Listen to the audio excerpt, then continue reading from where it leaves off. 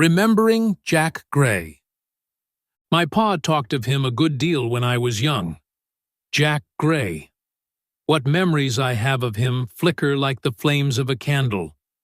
They're there one moment and gone the next.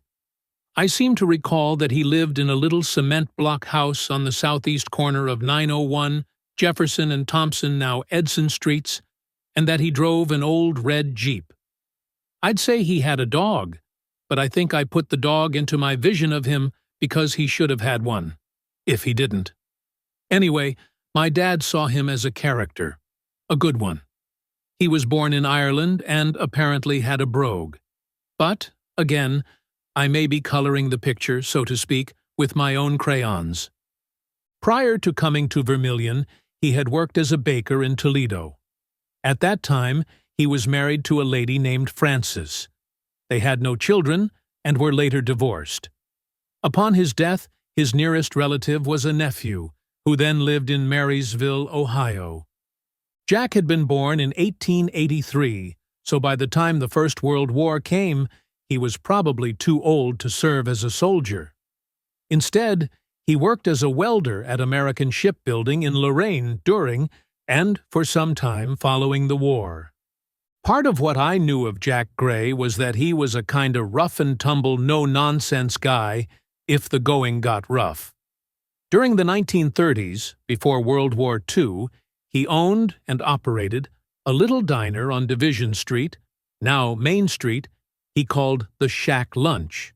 From what Dad used to say, it was open all night. And one of his specialties was a hamburger sandwich that was served between two slices of bread, not on a bun. Those sandwiches always sounded good to me. And there have been times when I have made hamburger sandwiches the Jack Gray way, with everything. But kindly note it helps if the bread is toasted. Through the years that Jack had his diner, a few boneheads thought it would be a good idea to rob him. But they were mistaken. It was a terrible idea. That's because Jack kept his own pistola handy.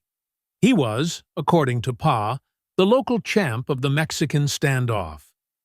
I've been told that Jack at one time owned a good deal of the land in Vermilion, west of Jefferson and south of Thompson, now Edson Streets to the creek. A Vermilion developer named Conrad Cooney Needing purchased the property around 1961 to 62 for a subdivision he called Allendale. In fact, my wife and I once owned the first home built there. It's in an area where I recall playing the role of an intrepid BB gun hunter of innocent birds in my preteen years. I should add that I couldn't hit a barn door with a banjo, much less a bird with a BB gun. But I digress.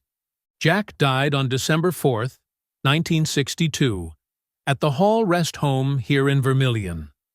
The Hall facility was located in the old Pelton House on the northeast corner of Liberty and Decatur Streets, across from the current, 2024, Vermilion Police Station. He was interred at Maple Grove Cemetery.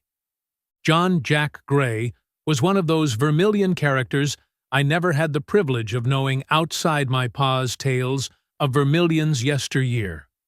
But, gosh almighty, I wish I'd known him better. You've been listening to a story by Rich Tarrant, an old Vermilion kid. Story created Saturday, July 24th, 2021. Stay close, stay tuned, and stay well.